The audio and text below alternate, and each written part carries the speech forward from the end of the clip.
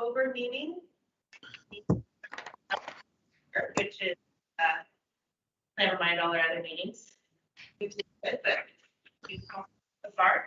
So if you have your meeting package with you, we've got the agenda on. Anything? I didn't get a meeting package. Okay, but can we just send you a quick one by email, Edie? Yeah, I just looked again. Oh, sorry.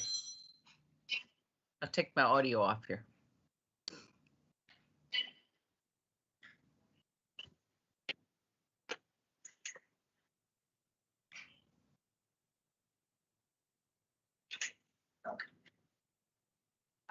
Just while Jen's getting that out to Edie, just a reminder, we are live streaming to the public as well with our meeting.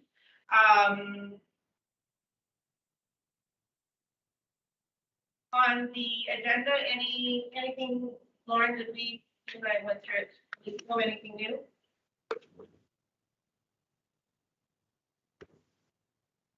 Yes, Elaine? Chair, I'll move that we adopt the agenda. Perfect. All in favor? Thank you, thank you. No one said no, Jennifer, that's my unanimous. We have minutes attached from our last meeting. I know I took a look at them a little bit ago. Anybody see anything?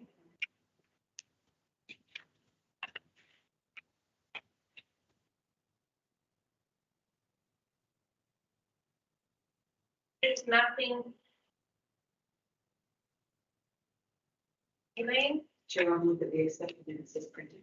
Thank you. Anyone opposed is probably the better question.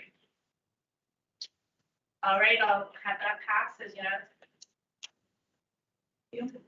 Thank you. So no presentations today, which means we get to move quickly into reports. The chief goes first as usual. All yours. Thank you. Just a couple areas budget. We should be at 75% this time of year. We're at 68%, so trending well. And you do have the budget report attached to your commission package. On my report that was sent out, since the report was written, we have it referenced in the PCB's report that we did have one public complaint that coming in. That matter is actually before the courts as well. So we provided a 14-day response letter. And some reviews before I made a decision on moving on to an investigation or not. And that has been updated on that process as well. As far as policy and COVID vaccinations, so currently we have 85% of our staff vaccinated. 3 members and 2 support staff are not fully vaccinated or vaccinated at all.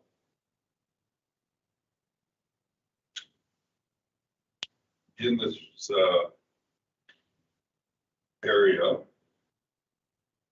did send out a service directive recommendation to all staff members to get vaccinated, but it's not mandatory, but just identifying the potential risks if they don't access to training and other items.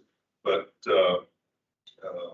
my intention is to actually do another service directive for new staff, and that would be in line with the city that we any new hired employees would have to be fully vaccinated. So I have not done that yet.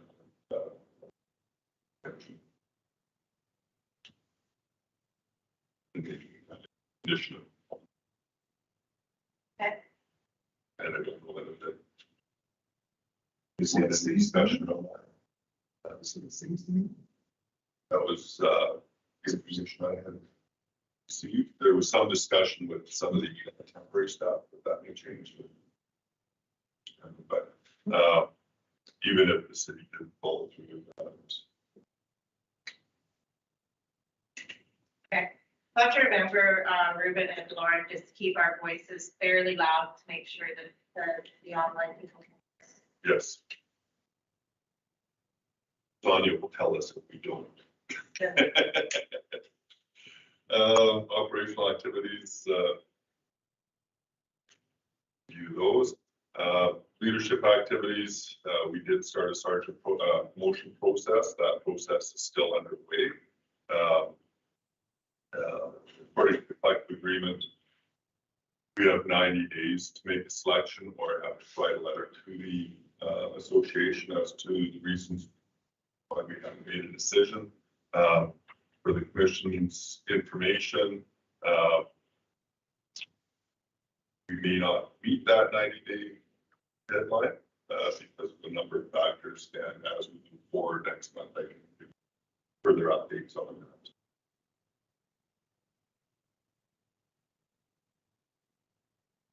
Had a number of communications with the city finance manager since the commission approved our budget moving forward. There were some changes to our benefits and there were some increases on some of the benefit lines and wages, some internal adjustments on the potential support staff wage increases. So they were minor adjustments that will that finance has fixed, and those adjustments will move forward to council. And then I'll speak more to the budget process later on in the agenda. Effective October 1st, Ryan Zenz was permanent promoted to the rank of staff sergeant. He fills the organizational support NCO role. So that is permanent. He is on 6 months probation with the new promotion. So far, that's been working well.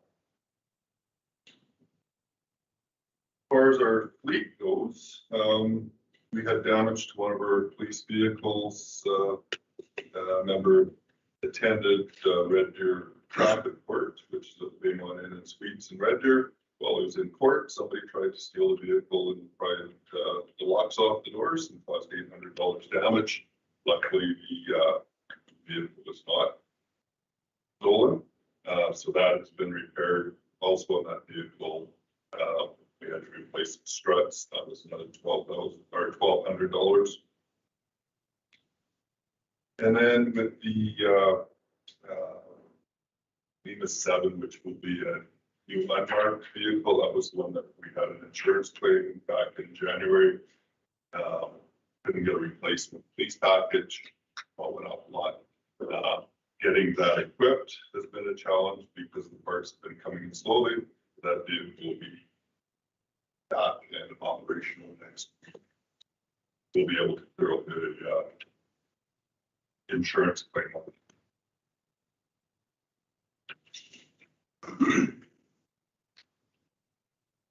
Human resources, see on the report, but I'll speak to that. And then just an update on our upgrades to our APAX radio consoles and the dispatch. That work has been done. The system's up and running. That came in on a target $70,000, which the money has been transferred from our operational reserves.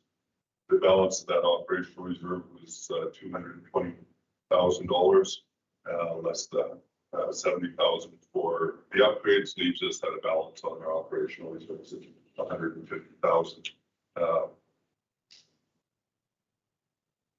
And I will double check whether that includes the $50,000 that was allocated to that reserve this year. I believe that number does not include that. And that is my report.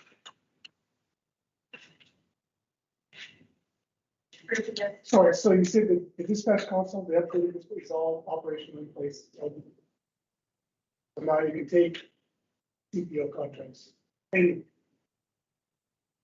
Correct. So we did meet actually with all our CPO partners yesterday as part of our MOU meeting twice a year. So we've advised them of that, and we're actually going to do a little testing on rain and whatnot in some of the farther areas that we're contracted with. Clearwater County especially has a lot of coverage issues anyway, even cell phones and whatnot, but monitoring with them to see how it enhances. And we've also advised HVACs of the upgrade, so we're in compliance with all of their rules as well.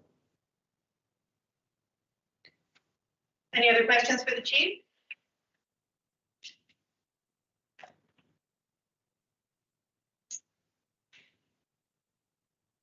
Let's move on to the SRO report.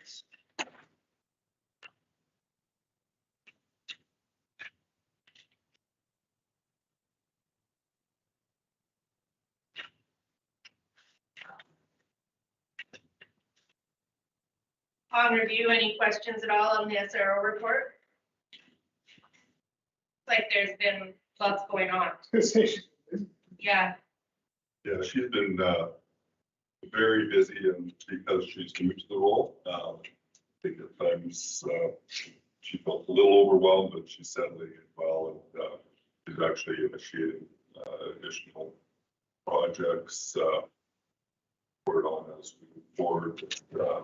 She's working on a new pop cart program as well, and a few other things, and she did just receive her threat assessment training, which is very valuable for the role. What she said. Where she had it. I've met with Constable Wilser a couple times. She absolutely has been swamped, probably more so than any SRO has at the beginning of a school year and the beginning of her new job with us. I can't scientifically say what the reason would be, other than we've had a lot of kids not in school for a long period of time, and therefore some of the social skills and conflict management skills are maybe lacking and need to be topped up a bit. I know that she's dealing with some bullying issues and just some overall, just, you know, we got to get along with each other again. We're back in buildings together. We're in a stressful situation still with the pandemic ongoing, but I think we are, like I say, I don't have scientific background to say this, but I think we are seeing some residual effects of the pandemic on student behavior in our schools, and referrals are up in all the schools for discipline at the school level. Yeah, Tanya, I think that's important for you guys, and I don't think it's actually unique for the schools. If we look at our other calls for service in relation to mental health, domestic assaults, those types of things, they're all up, and it just seems that the behaviors you're seeing in the schools are community-wide, so it's carry over to our younger citizens as well. Well, and then you have stupid little TikTok challenges of, you know, damaging school property. That got out of control for a little bit, and just like things like that that are just adding to the plate of administrators and our SRO. So she's doing a fantastic job. Schools are reporting to me, because I keep in touch with them pretty closely, that they're very happy with Constable Wilser's work, and that she's taking a pretty hard approach to some of the issues that she's dealing with. Has offered some tickets, and the administrators are appreciating that backing and that support to just kind of lay the ground rules and to be able to just kind of do some enforcement to hopefully stop further choices of misbehavior in our schools and around our schools. So very, very positive reports coming from the school administrators. Great. Thanks for that, Sonia. Any further comments on the SRO report? Budget report. We have some numbers. So the chief advised we were at about 68% at the end of September. Just on review, any questions in particular about any of the numbers? Yes, please, Ruben. Just on, I know we're not going to hit the target on permits, fines, or revenue. Mm-hmm. still 227 under security clearances. What's your feeling on there? Chief Blumenhagen, do we have the target, you think? Yeah, actually, when this report was released, we didn't have the billing done for September. That has since been done. So if I ran this report today, there'd be another $40,000 for, that would probably be just under 200,000. We can anticipate being close on target in that area, or if there is the variance to the negative, it shouldn't be a substantial one. The way everything's going right now, those numbers aren't coming up. So the only area of concern I have, and I don't believe it will go away, is going to be the permits fines. Yeah. Area.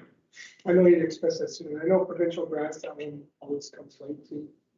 The only other one I had was under expenses, training and conferences. We basically haven't touched that. Do you anticipate dipping? Like, I know we're training, we didn't do a lot with COVID. Right, and we were planning on using some of it. We do have some training coming up. However, we had a number of courses once again canceled with changes in the COVID rules. We do have a member going to a conference this month. Got a conference in November as well. So there are a few fall items. Well, I know, and it's fine, because they'll probably see we're over some categories too, so it'll balance itself, but I would just. Yeah.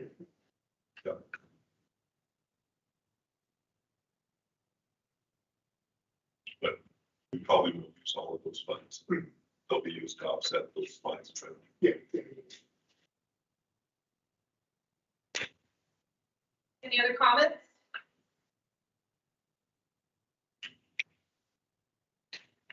Mr. Pears.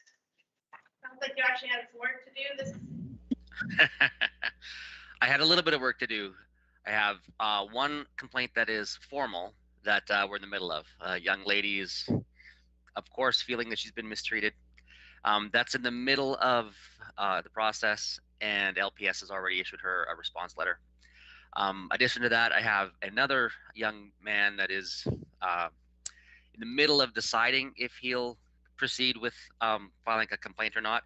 He's not gotten back to me if he wants to continue. Initially, he was quite forthwith and very adamant about complaining, but now he's had time to cool off, and I haven't heard back, so he may just dismiss it. And I did have a complaint that didn't materialize from last month that I didn't follow up because the lady had asked me not to. She's reached out to me again today, and so I'll send details to Lauren after this meeting to explain that. It still isn't a complaint. Hers is about destruction of property, and so just on the edge of town to the west. And so that isn't anything yet, but she has now contacted me twice a month apart, and so this may materialize into a complaint, so I'll forward that information on to Lauren. But that is everything. Everything is kind of in the middle. Thanks, Brett. A couple of these, well,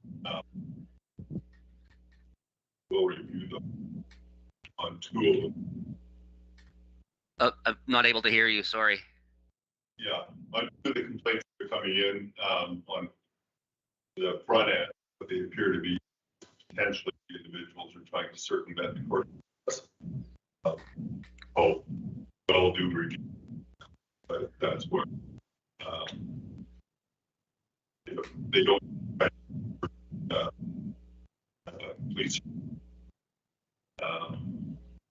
board. They will bring those forward to the commission list by reviews. Sure, we have all our facts straight, but based on the one individual that hasn't formally made a complaint, that would appear potentially to be the individuals trying to do have a trial outside of the court process. Any questions on that?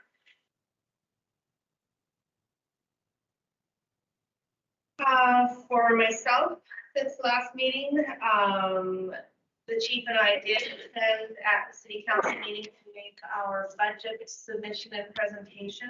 And again, met last week to prepare for this meeting. So that's in my report. Are there any questions? Judy indicated that she didn't have anything formal to report when she just emailed about her attendance. And Mr. Conic, not officially our man right now, but nothing to report. Nothing to report. Okay. Good enough. Unless there's anything further, those are the reports for the meeting. I would accept the motion to accept reports. Mr. Conic, are you still on or at this point? I Are you haven't, still yeah. officially? I Okay. still appreciate you. So, Councilor Conic is making the motion. Any opposition to that? Nope. All in favor? Yeah, Councilor. Okay. Congrats on the win there, Ruben. Thank you, thank you. Thanks for your vote. You're welcome. Anonymous. It's anonymous, I'm just assuming you voted for it. Yeah, what was it, 2,200 voters? 22% voter Or turnout. 22%. 2,400 voters, that's abysmal. What an Yeah. stout. All right, let's move on to old business. We had land acknowledgement on our meeting for last month, and I pushed it just because we had a lot on the go. I know Commissioner Larson had sent out quite a bit of research for everyone to review. And I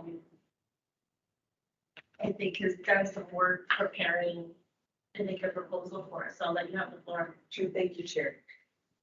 So the people who are in attendance here have sort of an updated summary of the research that I had sent out to you. So I'll open with the idea that land acknowledgement is an act of respect and reconciliation. And it's also something that we're called to from Truth and Reconciliation's calls to action. It demonstrates our understanding of the identity of the people who have come before us as caretakers of our land. And when we recognize this, we demonstrate our leadership within Lacombe and area through that respect and recognition that we're giving. So as such, I will move that the Lacombe Police Commission begin its monthly meeting with the land acknowledgement of the treaty land and its peoples. So motion on the table and open them for discussion. Ruben? So in your research, Commissioner Larson, did you discover, like, I'm not opposed to the idea, but my understanding is that it's not something you have to do if it's a regularly scheduled meeting. If it's every month you meet, so you don't have to do it. Did you discover that in your research, or is it every meeting, or is it just special meetings, or what did you determine? Response. So there's variety across the nation state, right? But if you look at the idea that a land acknowledgement is rooted in respect and rooted in recognition, that is why I phrased the motion as it's something that we open our meeting with. Because the idea of recognizing and demonstrating respect for our land, right? I think it's something that ought to be done every meeting, and certainly that is the practice for many groups. Right? So there are certain groups that practice it as a special feature, right? So at special events, and there are groups that practice it all the time, right? So at every regularly scheduled meeting. So there's no standard per se that's that you have to do it. No, Or, okay. there is not. So then the idea is not doing it because we have to, because there's a protocol, but more doing it because the calls to action saying it's an act of respect. And so that it's just our group's way of acknowledging that we need to play our role in action. Or we want to play our role. Yeah, yes, please. And further, I would suggest that the land acknowledgement is a method of generating awareness, generating recognition. And when it's done at our monthly meeting, then it demonstrates that ongoing awareness, that ongoing acknowledgement, as opposed to just sort of a one-off.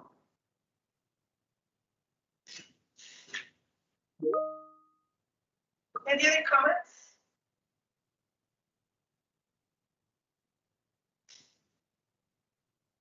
Sonia actually had sent a note through that just said that for all of the meetings at Wolf Creek and at the school on the daily announcements, they indicate, just like singing O Canada every day in their school, that they indicate that we acknowledge we are on Treaty 6 territory and we recognize the many First Nations, Métis, and non-First Nations whose footsteps have marked the lands. And so that on a daily basis, they're keeping it in the forefront. So I think that tells us there's a lot of different ways to do it so that it doesn't weaken the message by tweaking it on a monthly basis rather than special. Is that, Sonia, kind of anything further on that? Cam or Edie, any other thoughts? It looks like Sonia's talking, but she's on mute, so we can't hear her. Oh, sorry, Cam. Yeah, sorry, I've got two things going on the same time. Yeah, All we do it, like I said in my message, we do it every day. It's our sentence is very short, shorter than most, so that it is just part of our fabric of our school day and our school division. We also do it at every meeting in Wolf Creek and at every assembly or service. But yeah, ours is very short. There's much longer ones, and maybe Elaine has some suggestions for some. I know the ATA has a very much more detailed one than we use, but this is simple and to the point, and that's what we use. Elaine, yes. Chair, so then for the people who are attending remotely, I did include a land acknowledgement, and the land acknowledgement that I chose is the land acknowledgement from the Law Society of Alberta. It is almost identical to the Alberta Teachers Association version, and it is read like this. We acknowledge Treaty 6 territory, the traditional and ancestral territory of the Cree, Dene, Blackfoot, Saulteaux, and Nakota Sioux. We acknowledge that this treaty is home to the Métis settlements and the Métis Nation of Alberta, regions 2, 3, and 4, within the historical Northwest Métis homeland. We acknowledge the many First Nations, Métis, and Inuit who have lived in and cared for these lands for generations. We are grateful for the traditional knowledge keepers and elders who are still with us today and those who have gone before us. We make this acknowledgement as an act of reconciliation and gratitude to those whose territory we reside on or are visiting. And I believe that you have that treaty acknowledgement as part of the research that I had initially sent out. So I think the motion on the table at this point is going to be, as a practice, we add it to our procedure to open our monthly meeting with the land acknowledgement. And I think that the actual acknowledge itself can evolve without that being the formal part of this motion. And so that the research we have from Commissioner Larson is saying this would be the formal. And I think that we need to adjust it on. So if there's further discussion on the motion, what I'd like to see is, unless there's further discussion, is just a vote on whether we approve the motion to conduct the land acknowledgement. And then I think as a group, we can have the actual acknowledgement evolve if that's what's needed. So on that, can I have a show of hands for all in favor?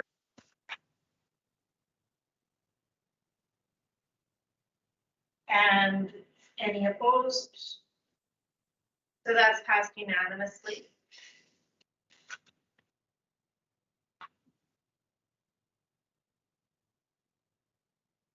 And Commissioner Willett Larson has already read it out verbally, I think, for our meeting, so I won't repeat it. But what I will do is just give this copy to Jennifer to have. And I think there's some merit to the completeness of this acknowledgement. And I can see for an audience at the Upper Elementary School that a quick version is there. And I think let's just start with this and see how this evolves. Yeah. Thank you very much, Elaine, for doing this research. I think it's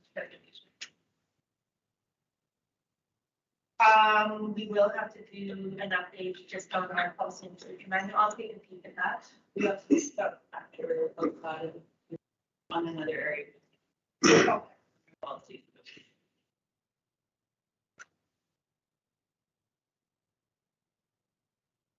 Let me put it on my to-do.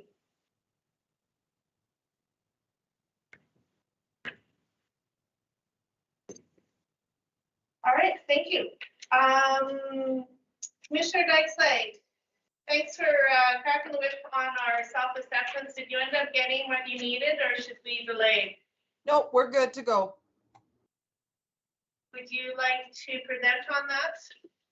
You bet.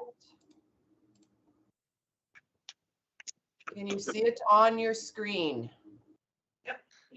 Yes. We end up having 7 responses, which is just about all of us.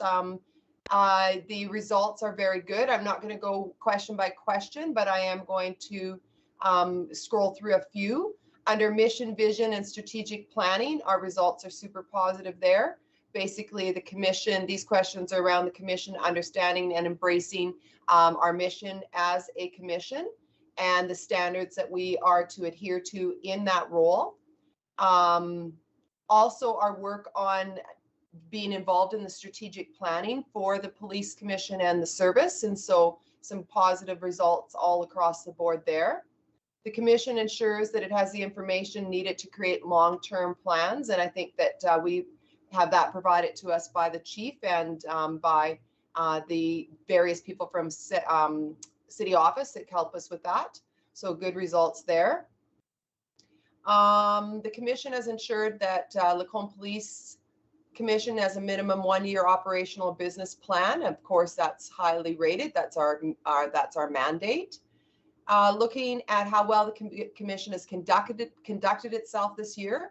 Again, positive results. Commission members are aware of their responsibilities. They are well prepared for the commission's business when we attend our meetings. The commission package that we are provided is relevant and useful, that we come prepared to the meetings. This may be our lowest response. There is a 3 and a couple 2s in there. So that's probably based on our self-reflection. Sometimes myself included, I get to the meeting, I'm like, oh shoot, I didn't read that document, and quickly peruse it as we're going through a meeting. So I have to be honest, I probably rated myself a little bit lower there. Commission members participate in discussions. Fairly good results there. The commission is an effective governing body. Again, the best results we could have there. And that our job is to represent the broader community interest. I'm going to go to the next question. I'm just going to flip through some of those, but I'm going to the commission's relationship with the chief of police. I think that we have a clear understanding where our role ends and the chief's role begins, or that teamwork in that avenue. There's a good 2-way communication between the commission and the chief. That was, again, 7 of us said that's a strong part of our work. That we have a climate of mutual trust between the chief and ourselves. So I think that's really positive results. And again, I'm not going to do every single question. I just wanted to highlight a few, but that we have a formal criteria and process for evaluating the chief. Everyone seems happy with that process. Hopefully the chief is too, and always we could take feedback on how we make that process better for all involved. And I think feedback to the chair, again, really positive comments about the role of our chair this year, that the commission has discussed and understands the role and responsibility of the chair, that the chair comes well prepared to meetings, that our chair sticks to the agenda, that she ensures every member has an opportunity to be heard, and that she's skilled in managing different points of view. So Chair, some excellent results there for you for feedback, and I can share this with you and you can go through every question, but really positive as well. And really positive that the commission as a group, we support your work as chair, and we feel like we are alongside of you in that role. Performance of individual members, so we did a kind of a self-evaluation of what we felt, and again, good results. I have a good record of attending meetings. I understand what my responsibility is. I'm familiar with what's contained in the provincial legislation. Judy does a good job of trying to keep us up to snuff on that as well and trying to get us training whenever possible. And again, just really good results. I'm a good listener at the meeting. I follow through on things I say I'm going to do. So we rated ourselves pretty damn high, which is really good. And I think that's a really good testament to the strength of this commission. General assessment, just some what issues require the commission's special attention in the upcoming year and to 2 years ahead. Again, focusing on that strategic planning and our budget. We are going to be in a renegotiation of the chief's contract and, backfilling and making decisions on some member vacancies that we've had over the while and working with the chief in that regard. How can the commission organization and performance be improved? Again, just having that time to set aside and really focus on our strategic plan came out, and finding some training for our new members. And I know Judy's been just banging her head against the wall on that and trying to get that proper training to our members. And just other comments were really positive, that the commission is working effectively to serve Lacombe. Sadly, COVID-19 has stopped our opportunity to meet in person, and that's unfortunate. We have a great group of conscientious participants willing to manage the issues that arise. We feel the commission's doing a great job. We're super proud of the work as a commission, and those of us that had an opportunity, I think this is my comment, I really felt proud of showing off the service when we had the minister here. And it was a great way to really reflect on how well our commission works, but also how our police service is operating. And lastly, thank you to the wonderful volunteers that work closely. They're amazing people, and they contributed in so many ways to make our commission a success. So really positive feedback, and I thank you for filling out the survey and for your honesty. I'm hoping that this is just absolutely an authentic reflection of how we feel. That's all I have. Thank you very much, Sonia. As usual, your abilities keep us organized are valuable. Any thoughts or comments? I think that I think you're doing, and I don't think that we're blinded to our own awesomeness, but I think that we are pretty effective. So it's glad that everyone else is making so as well. Yeah, and Tanya, I actually took the survey as well. So the parts in relation to performance of the chief, I'm in alignment. You can see that more obviously to vary from the rest, but just as I went through the survey, I thought it was put together very well. And congratulations to the commission as a whole, because I think you're raising the bar for commissions across the province. You're very engaged, and it makes my job that much easier as well. But I think that relationship is solid, and I think competencies of this commission are always increasing, and that's appreciated and acknowledged from my perspective. Thank you. All right, so we are on item 6.3, which is going back to the KPI strat plan consulting. So we had Brenda Vaughn present to us last meeting, and if you were like me, it's a bit overwhelming just to take a look at the procedure and process. And it's something that you know, we're talking in our own evaluation about how we're all recognizing that strategic planning is something that we need to improve upon. So we're bringing it back to this meeting with the concept that we'd like to see some engagement of Brenda Vaughn, to ask her to continue to work with us to actually set a refreshed and new and improved strategic plan based on her key performance indicator method. I know the chief has some thoughts on this and has done a little bit more work since our last meeting. Would you like to speak on that? Sure. Yeah, from my perspective, there's no sense developing KPIs if they aren't in line with the strat plan. I think the two documents go hand in hand. The strat plan is a visionary document. The KPI document is a bit of a working plan to ensure you're in alignment with your strategic plan, but also that you have some measurables that you can report on annually or throughout the course of the strategic plan. So I am very supportive of engaging contracted services with Brenda to, I guess,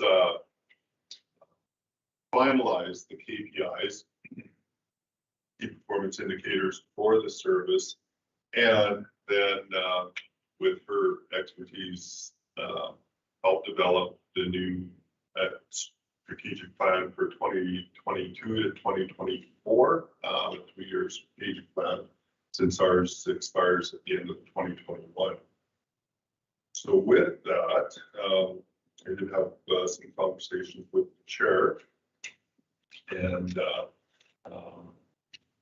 chair gets supported moving forward with having a conversation with Brenda as to her willingness to perform some contract work for us. We did put some money in the budget for next year.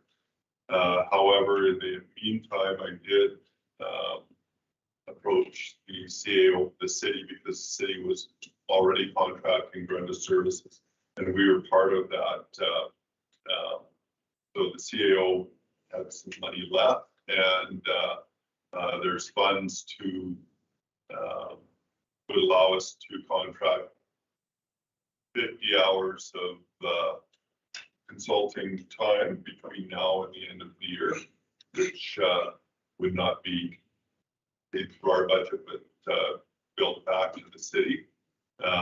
And Brenda has agreed to do that work. I've been in conversation with Diane, and Diane would be in a position to write up an extension agreement to Brenda's existing contract with the city.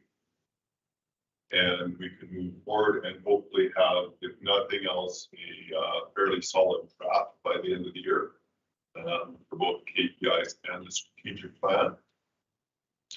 Brenda and I will be meeting this afternoon after the commission meeting, and we wanted to wait till after this meeting in case there was any comments or feedback from the commission, but our intention would be to review the KPIs and then by November have some potential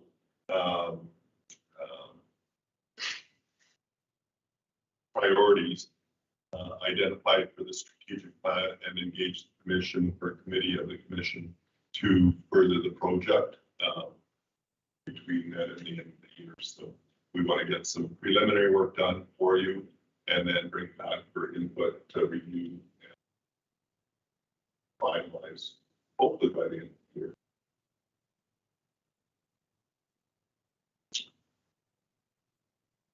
Floor is open if anyone has any questions.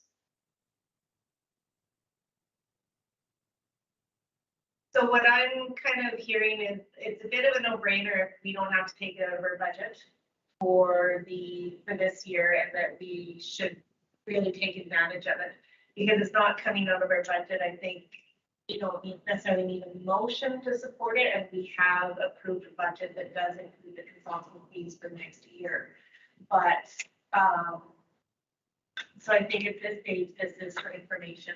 I'm curious because we have to have a strategic plan for the service, but we also need to have a strategic plan for the commission. And so in the past, it's been a combined document. And so my thought would be we would continue that process unless anyone else has some thoughts about it. Yes, please. Is there a history to how it is that we combine? Yes. Yeah, so that's how our strat plan has been for several plans that is combined. So my question is, what's the history behind it? Like, why is it done with that? What happened, actually, I think we're going back about 6 years now. The commission had a strategic plan separate from the police service strategic plan. Both were developed in isolation of each other, but they weren't in alignment. So for the service to fulfill the commission's vision, it's very hard to do that when you're working off of two separate plans. So there's a requirement for provincial standards for the commission to have a strategic plan and the service. But if those aren't in alignment, it's very hard to achieve any of the priorities or the measurables. So the service is potentially setting priorities over here that the commission has separate priorities on. So we combine the two documents so that when we come to compliance for either the commission or the service, that it's much easier for us to do, that our priorities are in alignment, and that we can report on the same items, and that we share the same vision moving forward.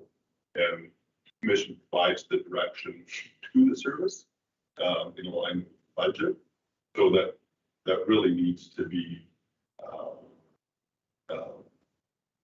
basically the same type of document. As far as work plans, and that'll be part of the KPIs, the work plan will be developed, but the commission has a different work plan to meet its objectives in alignment with the strategic plan than what the service might have to meet some of the operational objectives. It just brings everything into alignment. And it's when we look at measurables and the ability to meet priorities, it's much easier. If we're going to do a strategic plan, we have to have the commitment and the ability to achieve our goals. And it does make it simpler.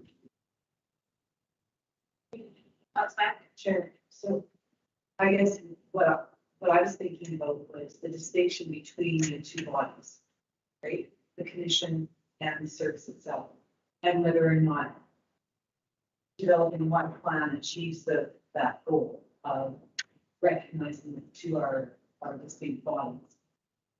And do we end up running the risk of blurring roles when we do that by having just one strategic plan? Is there not a method to consult with one another, know what the right hand is doing if you're the left hand, and have a strategic plan that is common but recognizes the two roles and that is done in collaboration plan? My thought initially would be that is the method that we're implementing, that by keeping it together. So part of it is also just not work.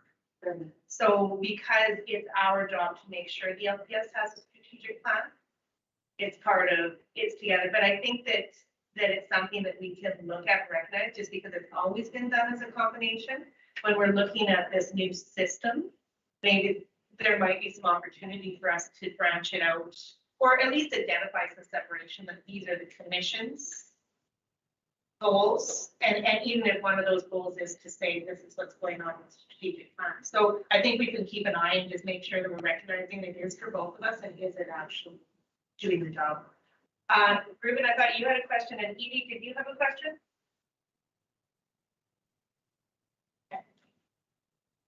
And before we went down this road, we actually did check province and ensure that we'll be meeting the standards within any audit for the commission and the service. And then when we write in, and that's where maybe ours is a little weak, and that's why I wanted to enhance it with work of Brenda. But we do have in some of our measurables roles that or areas where the commission would need to meet those measurables, that it's more within the commission's realm, even as far as the budgetary areas and fiscal responsibility. That's really a primary function of the commission, so we combine those two. But that budget also has to be in alignment with providing the funds to support operations. So there's always, the governance body is always attached to the operational entity as well. When we look even at the city's strategic plan, that plan is a visionary document, but it speaks to basically every department within the city, including police service as far as public safety. KPIs is when you dig up the nuts and bolts and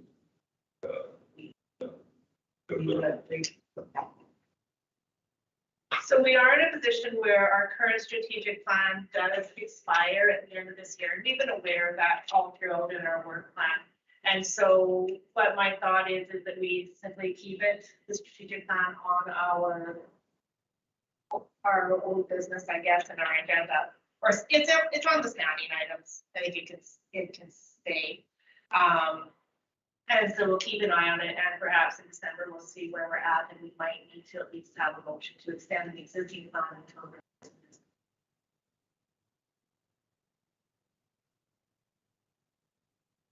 All right, any further thoughts or questions on KPI? I think we'll be grateful.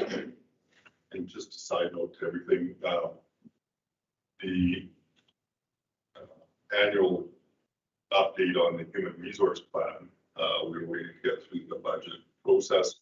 The current plan is from 2021 to 2023, and maybe we can just put that on next month's agenda to review.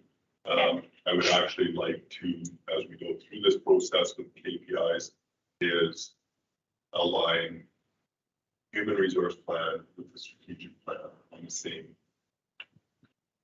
So changes to it, 22 to 24 document as well, so that revising all these plans in alignment.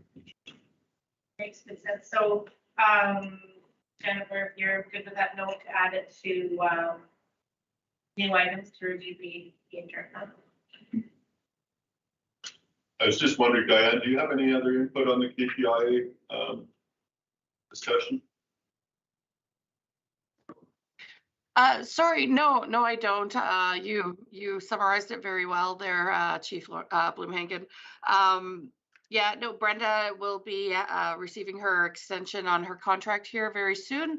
And just so you're aware that the CLT, our senior management team, will be meeting this Friday, and we're going to be going over the inventory of the KPIs for all the other departments.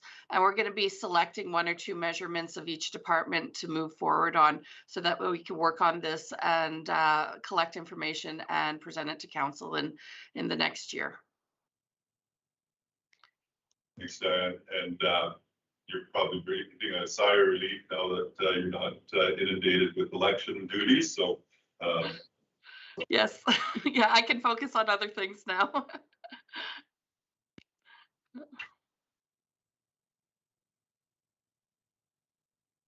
right, so let's move on to new business. So as I'm kind of looking ahead in my agenda, I realized that the agenda package didn't include the draft policy for section 37.2. So I have sent it out to everybody by email, but maybe what I'll do on this new business is just discuss what this policy is about. no. Because Okay. it's not. Yeah, no, okay, just an oversight on our part. So no, Jennifer, that's not you. So what we've got is, under the Police Act, under section 37(2), the commission has an oversight ability to dismiss members for reasons that don't have anything to do with the collective bargaining act. And so that's something that's been there for a long time. What the chief noted is that other commissions are updating their policies just to give a little bit more procedure to that right. And so what I've done is just drafted an amendment to our policy manual that takes the section 32 policy that we have and just gives it a little bit more rules so that we're making sure that if the commission's ever in a position to have to use it, that we can confirm that we've met the principles of natural justice, which mean that a person, if they are being brought to task, like in front of the commission, has a full understanding of what they're being brought to task on, and secondly, has a full opportunity to make sure that they've been heard in terms of their position on the act. So, so I'm just bringing it up on my screen as well, just to give you this. So the changes that I'm proposing are procedural rather than substantive. Guys, please open. I just sent it, like just to the police commission. So right now, our procedure just says, section 37(2) of the Police Act grants the commission broad statutory authority to terminate the services of a police officer for reasons other than disciplinary reasons, notwithstanding the provisions of the collective agreement. That's my favorite word, by the way, notwithstanding, which means despite. When I was in law school, I used to write despite in the margins, and I just got to get there. So what we've got is a policy that just says commission delegates to the chief the authority to appoint someone to the police service. The commission delegates to the chief the authority to approve special leave requests. And then our policy says the commission may terminate the services of police officers for reasons other than disciplinary reasons. And then it gives a little bit of procedure, and then the one I'm proposing just gives it adds probably 50 to 60% volume to it. So I have to send it out. We'll include it in the next package, but just to give you some background so that you can review it and just consider whether you have any concerns with it. Anything you'd like to follow up on that? Better? Sure. Absolutely. Yeah, I really appreciate the chair getting engaged in this. One of the problems that we've had as police services across the province is under the Police Act.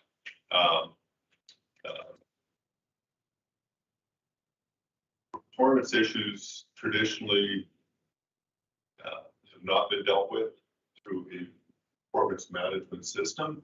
They've always been dealt with through the Police Act and a disciplinary process, which has a number of rules.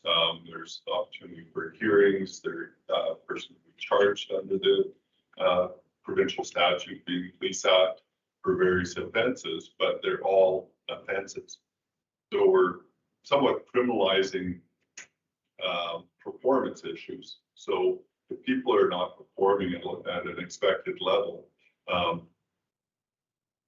traditionally that's been dealt with through a disciplinary hearing, which is based on military system, and the consequences vary. But to deal with simple performance issues that are not offenses, statutory offenses, there's no mechanism other than section 37(2) under the Police Act.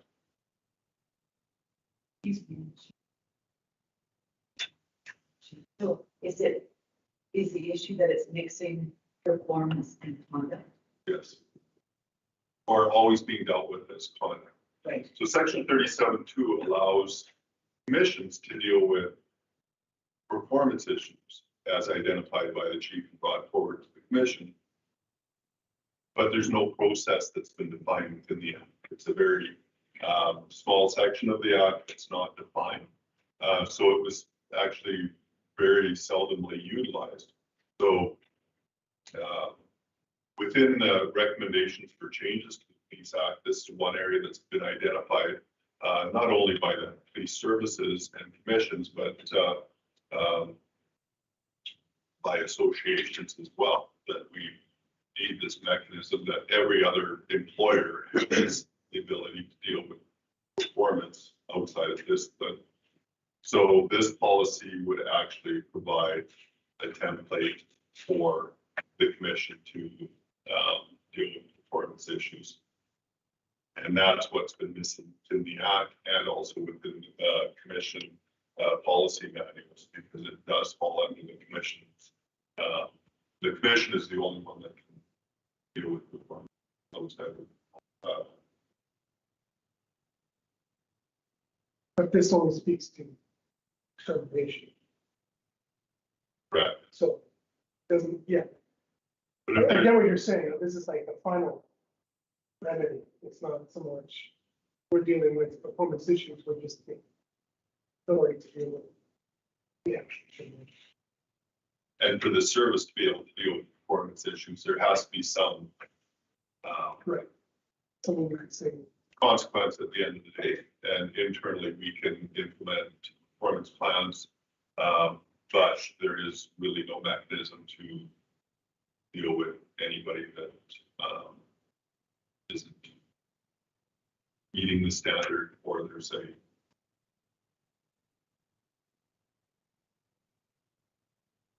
resistance to any performance supports that have been put in place. Ruben, yeah. and the only other question I have in the original, it says, there's a line under 3B that says the commission's decision is final. I haven't included that in the revision. Reason for that? Or- No, so then that can be,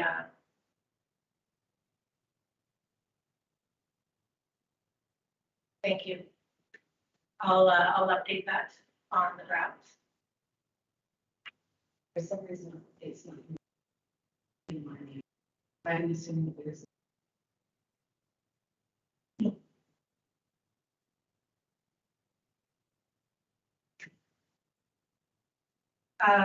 No, that's the whole point, is that we're the final arbiter. There must be a dispute. That's some. And I guess that's where the policy update set that mechanism up in terms of making sure that the person who performance is held has that opportunity to work. Right. But no, there's no appeal from. Is fine, but prior to that, there. Something said.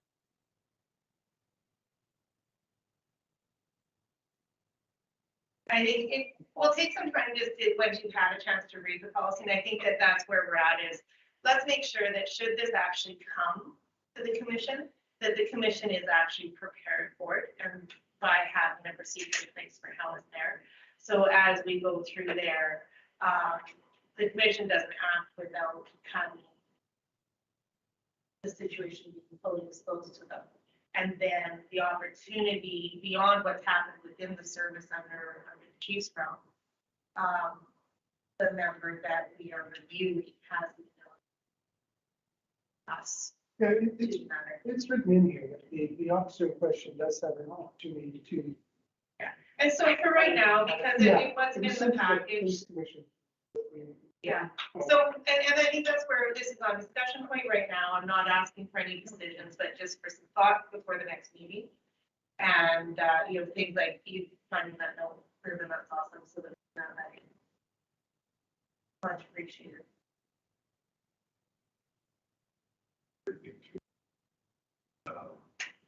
That's what is, would be incumbent on the service to have a process to provide documentation to the commission and make any final decisions. So there would be additional documentation in there. outline of the steps that have been taken to that point. And the safety being the, yeah, the commission's role isn't to rubber stamp, but to actually evaluate whether this is appropriate. And like the chief had said too, there, you can deal with all these issues. But there's no incentive to them to meet these issues. This is just like saying, okay, hello, if you don't, you're out the door.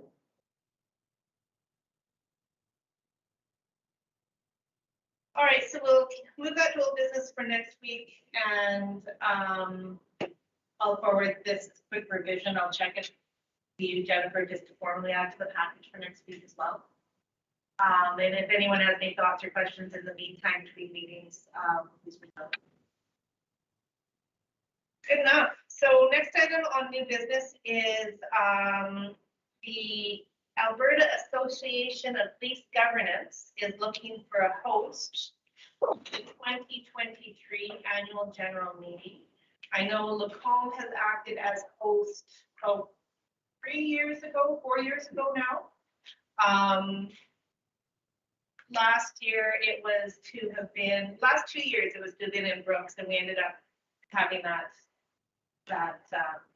webinar session. And the one before was in Medicine Hat. So I'm just putting it out to the commission to see if there's any interest to offer to host. I feel like we've done our duty, but what about you, Ruben? I think it's a good idea that we do it every so often, because it's, my experience has been, I haven't gone to Medicine Hat, I didn't go to Brooks, but I sure went to one that was here, because it was here. Yeah, It's just, it's really nice that it gives an opportunity for everyone local to actually go to this, where before it's out of town, and that's not always the case, so sure, if it's our turn, I think it's a great. and I We guess were the well last question time, would be, is it our turn? Just with it having been south and then here. It's not difficult. I don't know if it's our turn per se, but it's just. Yeah. It's. Elaine? Please, Chair. 2 questions. I'm not quite familiar with the geography, the outlay of where the members would be coming. Are we rather central? Second question. Is it always cost? Is it cost? Or do we end up making a profit, or do we absorbing a loss? You. I do, I just had to look up much information in regards to that, and it costs nothing. So the answer to that is that it is cost neutral to us. It's not, go ahead, Lauren, you have a thought? It's not entirely cost control. The cost of the conference cost nothing, but the commission did host a hospitality night that did cost some money. There was some meeting. I think it was probably about $1,500 cost, plus if you decide to buy some swag or something for the event, some of those items are out of pocket for the host agency. So depending what you do, but I would say the cost is fairly good. And we save the cost of sending our members. That's right. So at the end of the day, it's almost. Yes. In terms of geography, which was the other question, who's north of us? Camrose? Edmonton. That's it. So We're not really central. Calgary's probably first. my personal thoughts on this is we could wait if they don't have anyone step up, then we could, but the advantages and disadvantages are pretty even, the hosting or not. Sonia, do you remember how much work it was to host? Were you involved in that? I know you presented. Yeah, it wasn't a ton of work. I think Bob took care of a lot of it, but it was just securing the facilities and caterers. It wasn't a ton of work. I think Judy also took care of some of those tasks. So it's not a lot of work. And I really liked having it here. We hosted it at the new Best Western there, and it was lovely. It was great. So I guess maybe I'm a bit lazy, which is where I'm just completely happy. So if you know, if the thought is, it doesn't hurt us at all to throw our hat in the ring to say, hey, sure, 2023, Lacombe would be interested, if that's the consensus here. Or even 2024, whatever, in the next 4 years. How about we do it when Sonia retires? And then I'll just take care of it for you guys. So All right. 2024 looks good to me. All right, so we'll skip this year and we'll keep an eye on it for next year. I was just thinking the same thing. But it was people fine. And let anyone else have a burning desire to make a motion to put a host in for this year, then we'll let it go. I also like your idea. If we don't see anyone step up to the plate, I certainly don't want to see it not happen. And so I think then we would maybe step in and rescue the situation. Okay. All right, we'll move on. We've got item number 8 for LBC budget process and timelines. Chief, in your report, you indicated you had an update for us on that. Yeah, and it's a bit of a discussion point, but some of the issues that you've had and identified is the commission typically, we prepare our budget, the commission reviews it, and we try and have that finalized by the end of August or early September so that we can present to council in late September or early October. We're always presenting as a external agency. But then what happens is, happened again this year and happens every year, is the city is still finalizing the budgets for all other city departments. So they're finalizing wages for the court staff. They're trying to finalize other targets in other areas, and then that affects our budget. So then I'm coming back to you with adjustments to the budget, last minute things. We've already made our presentation to council, and then council has their budget retreat this year. It's in, I think it's November 4th, it's somewhere in there. But that is when council reviews all department budgets. So we are viewed as an external, but we're not an external. We're a city department with autonomy, yes, and a little bit different governance model. So I had a discussion with CAO, and through that discussion, I asked, why would we present with the externals? Why wouldn't we just present during the budget retreat the council does with all their other budgets? And they're working with the entire pot of money for the city for all departments when they're making their decisions, instead of looking at us as a separate entity. Because at the end of the day, the dollars all flow into one bucket, and that would bring us in alignment in preparing and presenting a finalized budget, the same as all other departments. Other than that presentation not being public, it would still be a presentation to council when all other department budgets are presented. And then even the city administration has the actual numbers for the entire city for those presentations, because ours does get represented at the budget retreat. Just the commission's thoughts and feelings or direction on moving forward, trying to change those budget timelines for presentation.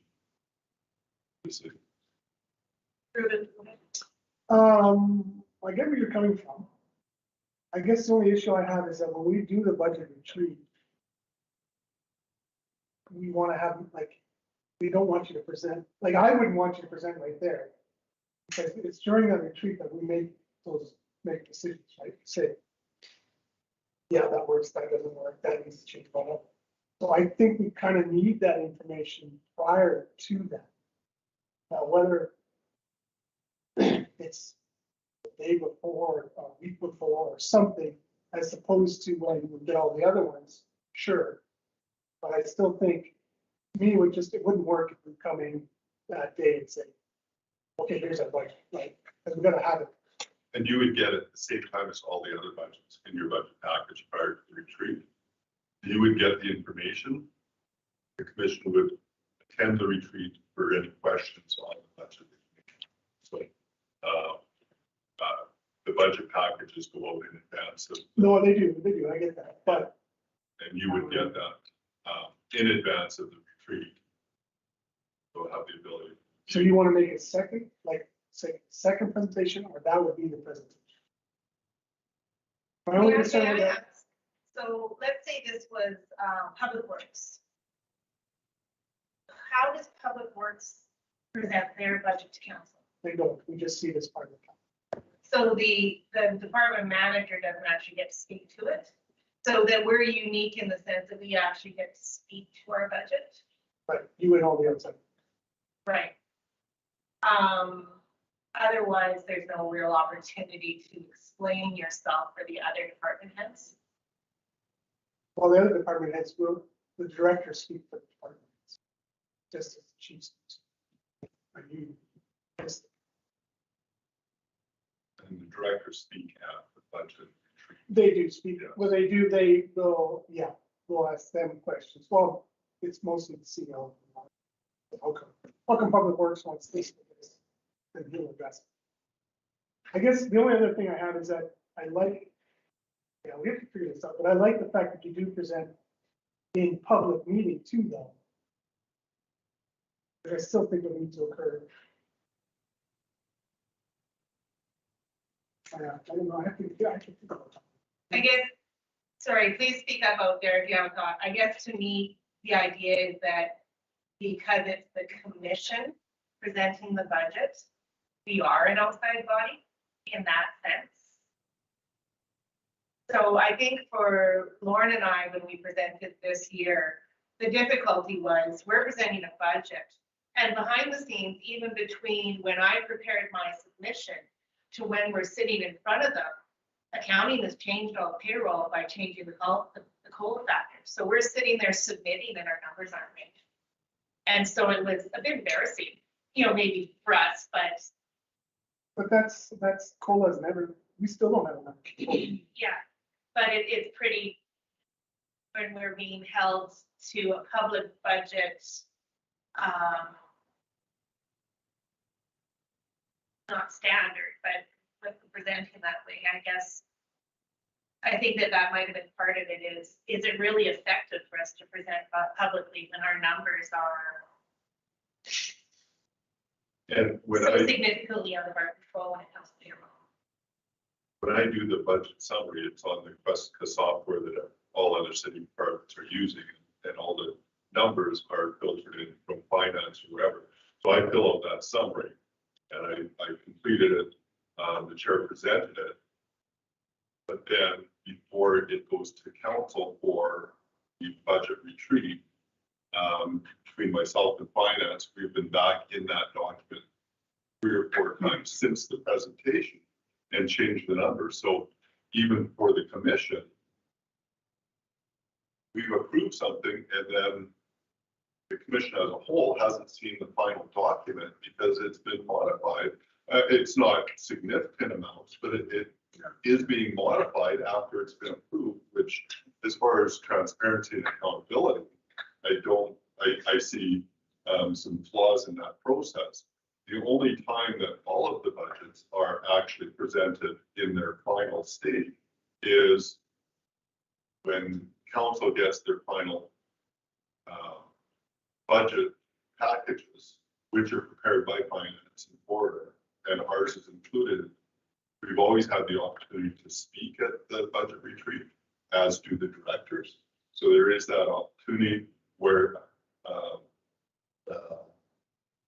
I agree with your comments. Is the one thing you do miss is that's not in public, so there wouldn't be that public presentation. But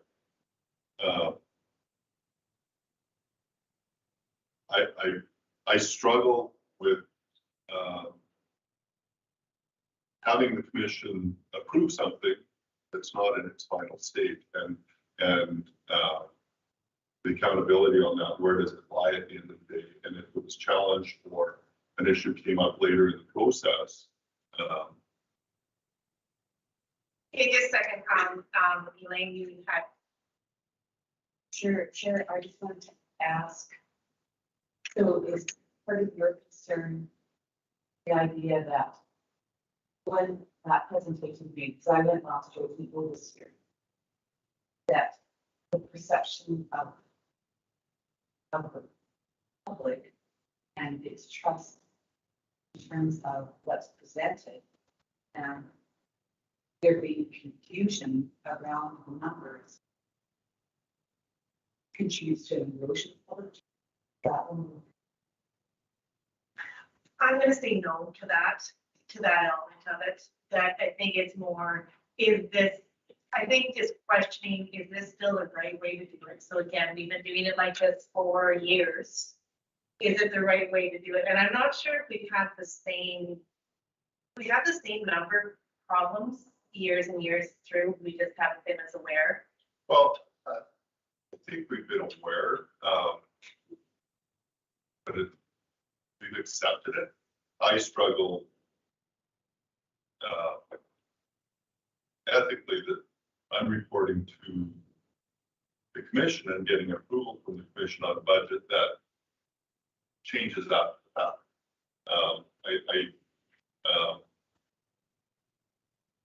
I feel that the commission should be approving the final product, and that once that approval is made, there are not any significant changes. If it's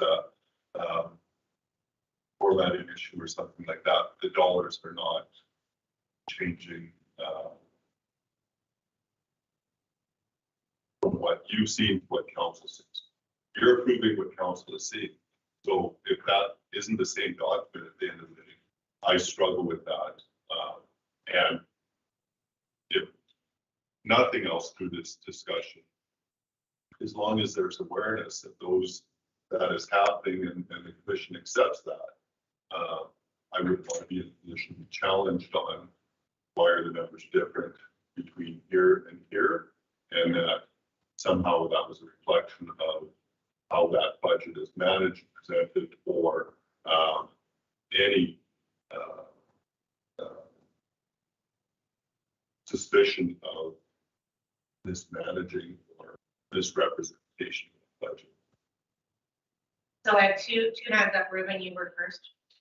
So I don't think they're, to be honest, Chief, I don't think they're, so any department, library board, when they present, library board is asked for an increase. They may not get it. Same thing with success, but the money they ask for, they do not get that. Heritage resources, their request, they do not get that. So all those budgets are subject to change. So I get where you're coming from, but at the same time, you know, we're ultimately responsible for building up those tax numbers. So to me, I think the process works. And like you say, if there's an awareness on the commission's part that whatever you present is subject to change, then we're all good, right? Because at the end of the day, yeah, you're right. The commission signs off on a budget and they should approve it, but at the end of the day, final authority still rests. And it will rest else for all budgets. The final dollar, Dollar. but the final budget for the service lies with the commission. No, I get And that. that's Where, what how you dole out the money? Right. How you doing without it? I get that. But Which in the past means that when the budgets come back and we haven't got what we asked for, then we have to. Elaine, do you have a question? Just a comment, Chair, and that is that that's the nature of the justice that truly don't. And so that idea of having a final budget, we can have a final budget, but until the dollars are given to us, we may have to alter our final budget to make a new final budget. Anything, number 80 or Sonia?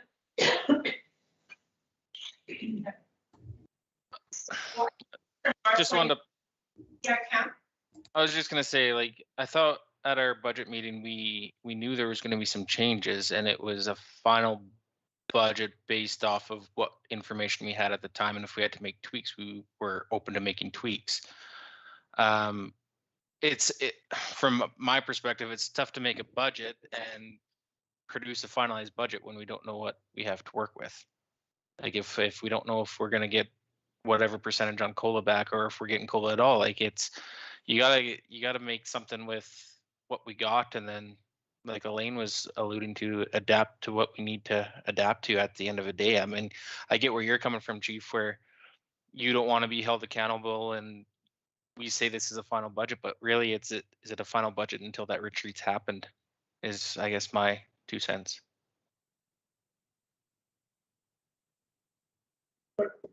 Not opposed to the idea, but the way you want to come, yeah, actually very valuable. We've always had Yeah. and be there. And I think that's what the discussion is about, is moving forward. Maybe it's a hybrid. We're finalizing the budget as best we can, presenting that in a public forum, but then also being there for questions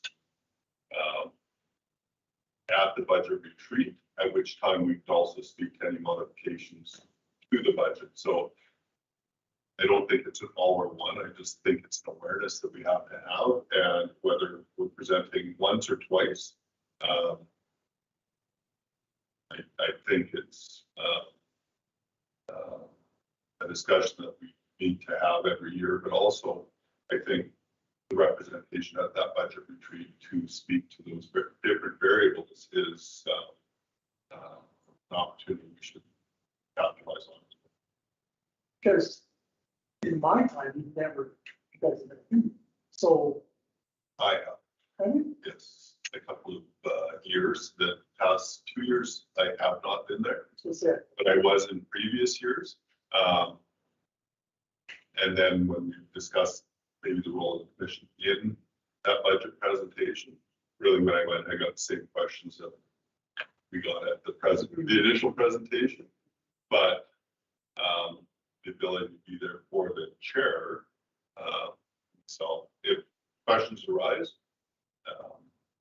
So let me leave you with this, just to remind you of some of the history of this. Is this year, the chief and I went together and I presented. Last year I presented alone. The chief didn't come. In years past, the chief has actually been doing the presentation to council. And so that was a significant change that we made to make sure that the visual of this was clearly that the commission and the chair are presenting the budget. And so I think that we've had some evolution. And I want to leave you with this thought is, in other years, there's been a lot more, it's been nice to have it be in a public forum so that the public has that opportunity to be aware of what the commission is seeking or fighting for on behalf of what we think is best for the community, which is our role. And so I don't think we should ever not ever, but I think that whole concept of presenting as an external is actually in line with it. But I also think that we're still a department, so we almost need to double. We need to have a director able to speak on our behalf, and whether that should be, I think, based on the process of the city as you described it, that should be the chief. Like this, because he is the person who actually knows why are we spending $4,000 on janitorial service, whereas the chair is just presenting the global picture. So I think it's a valuable discussion. Any other, I don't know that we need to process it, but again, just being aware of our role and always having this discussion about what we're doing is important. Sure, it should be hybrid. Yeah. That's what you're explaining to me actually. And to the chair's credit, she went through the budget, did a lot of preparation work for presentation, and then in the 11th hour, she's scrambling, I'm scrambling. She really does take ownership of that information, the budget that's being presented, and to see that in the final hour, she's trying to justify a couple $1,000 or something, that numbers aren't aligning. She definitely took ownership of that, and that's kind of the situation that I would like to avoid. Is either we know in general terms we're going to be within hopefully so many dollars. This year we had an increase to benefits that nobody knew about until after the fact, so it wasn't even something that was on the radar to project. Some of the COLA increases, we do get some projection figures, but when those things happen, I just saw it being completely unfair to the chair presenting the document. I don't think she was confident that the numbers were exactly as she was presenting, and so Maybe kind of a where- final thought, in the past, we've been accused of being flippant about our yes, budgets. yes. Like that we just think that we should get whatever money we get. Even our commission has been very diligent about saying, no, we know these numbers are important. We know they need to be accurate, and we know we need to be accountable. So then all of a sudden, when there should be that, it's kind of felt like we were going to go backwards in all of the progress we've made with the council about how we take this seriously. And we don't just think it's a free money. All right. November 8th and 10th. November 8th is day 1. Then they have November 10th is day 3. I'm assuming November 9th is day 2. Anyways, that's what I'm. If you can count. Well, that's, I'm thinking, something. So I'll just plan on being there for the retreat, and We'll figure out when we actually talk about these. retreat. All right. Thanks all. We have a few in-camera items to deal with. So I will seek a motion to go in camera, please. We'll put Cam on there. No, I know. Thanks, Elaine. I appreciate you making sure we're running. All right, all in favor?